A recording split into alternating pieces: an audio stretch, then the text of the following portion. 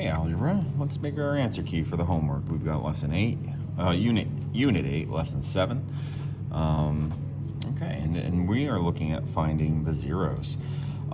That's really like what we're doing. We're looking at these like quadratic equations that have an x squared part in them. And here, what they want us to do is write them in factored form, because that's a skill that we've been working with that we're going to need now. The whole point of doing these little box models and everything like that has been to eventually be able to transform this into factored form. All right, to say, hey, x times an x would make x squared, and 6 times 1 would make 6, and it would add up to 7, a positive 7 if they were both positive. And so we're just transforming this so that it looks like that. And then we go to the next one, and we look at this one and we say, okay, we want to transform this into an equivalent form where we would have an x times an x to make the x squared. And let's see, I feel like a 6 and a 1 could work again here. However, if they're going to be negatives, all right, one of these is going to be negative, definitely, but in order to multiply to make a 6, we're going to have them both be negative. Negative times negative would make positive. So a 6 and a 1 wouldn't work here because we just get like a negative 7, but a 2 and a 3 would, because then negative 2 and negative 3 would add to negative 5. Again, if you don't believe me, you make your little box model and you work it out and do your x minus 2 and your x minus 3, and it ends up working out. We are at the point in this class where we're trying to not do that every time. We are trying to be more mathematically efficient, picking up on the patterns quicker. So same thing with this. All of these problems are designed with the 6 here in order to reduce the mental load of solving these problems, so that we're not thinking about different factors every single time. We're just thinking about 6. To multiply to make a negative 6 here, we would need 1 to be negative, 1 to be positive. However, when we add these together, one of them is going to win out. The positive one is going to be the larger one. So if I did 6 times negative 1 times 6, that would work, because positive 6 minus 1 would make 5. Well, all right, so we got all that transferred. Here's the thing. Let's keep going. So let's see, rewrite this equation so that one side is equal to 0, and then solve the equation. So, all right, so if we're looking at this, I want to make one side equal to 0, so I'll take away 6 and take away 6. Now, I can't take away 6 from any of these because these have x's and the 6 doesn't, so it's just going to be x squared minus x minus 6, and that would equal 0. Solving this now means factoring it and finding out what value for x would make this equal to 0. Well, let's first factor it. So that's just like what we were doing above. So they're warming us up here with this. In order to multiply to make a negative 6, 1 would have to be positive, 1 would have to be negative.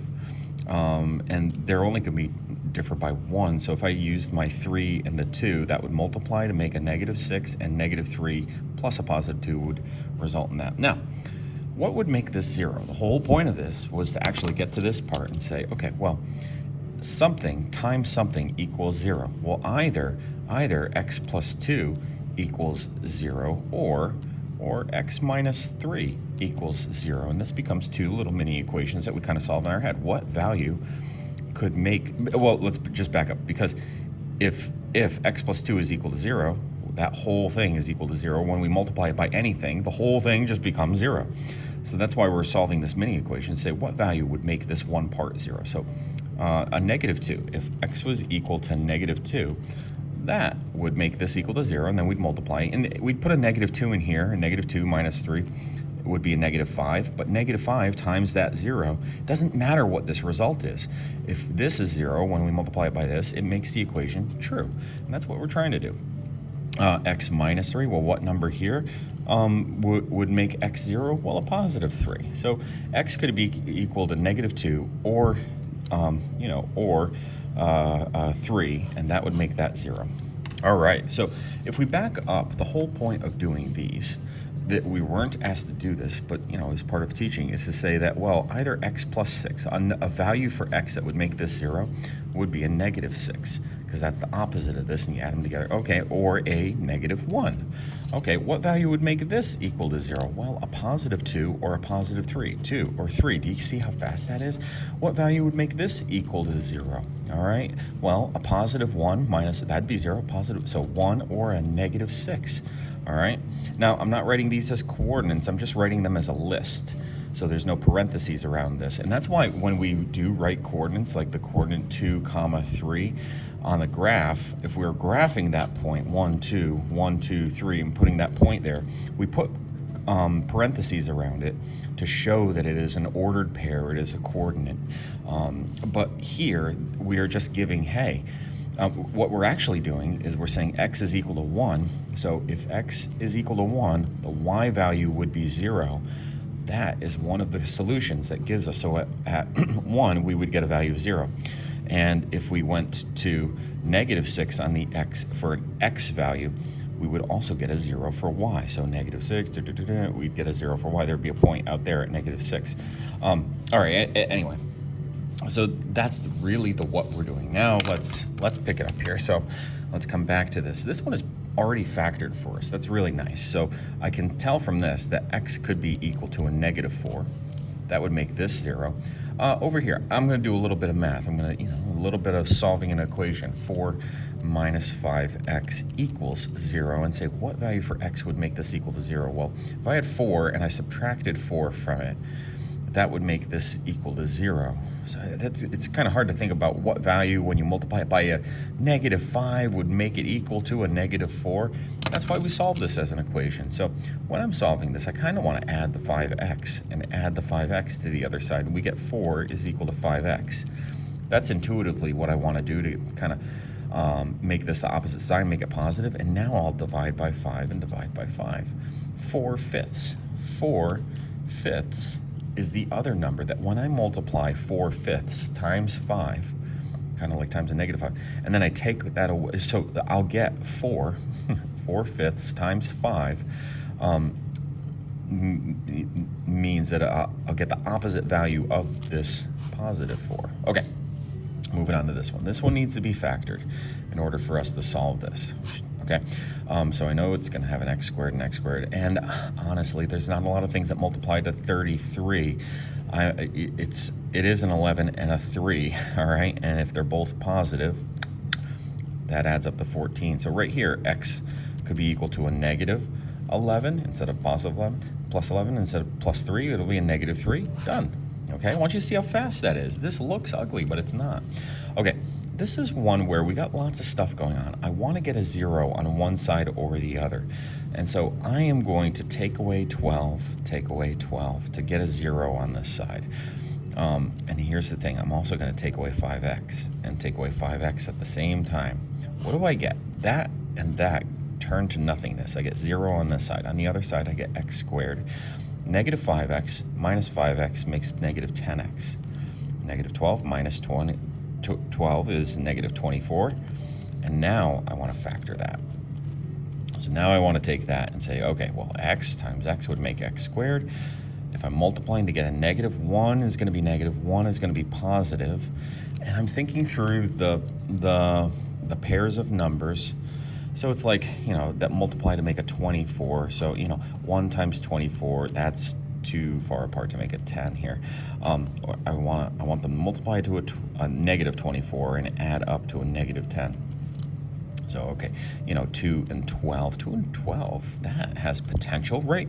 Let's look at that. So one of these has to be negative. So what if the 12 was negative and the 2? I would get a -10. So -12, +2. Okay, now solving this for the zeros actually means that the x value at the end, x would have the opposite values of these, a +12 and a -2.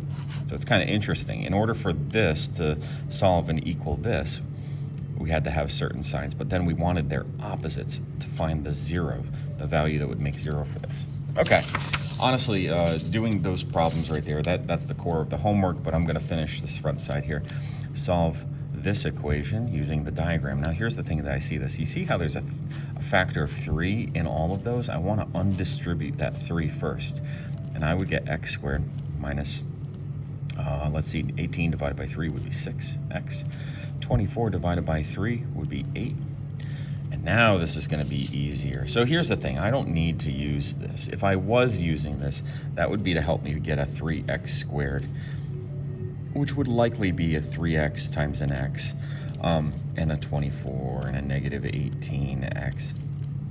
Okay, so it would likely be to do that here. What I'm seeing, though, is that I can pull that 3 out. That is a trick that I want you to be able to do. Keep that equal 0. And then this becomes factoring something a little simpler. So we could have also used the AC method for this and then use that. Okay, well, let's see, 8. They're both going to have to be negative. 4 and a 2, negative 4, negative 2, that would work. And then it does say solve it, so eventually I got to find what values make this 0. Well, an x equals to 4 or a positive 2 is what would make this 0 or that 0. Okay. This one down here, solving this equation. Well, I want to take the greatest common factor. It doesn't have 3 terms. So, but they both have an x. So I want to take that x out of each one, factor that out, and get x, and an x minus 7 equals 0. And now that's fully factored.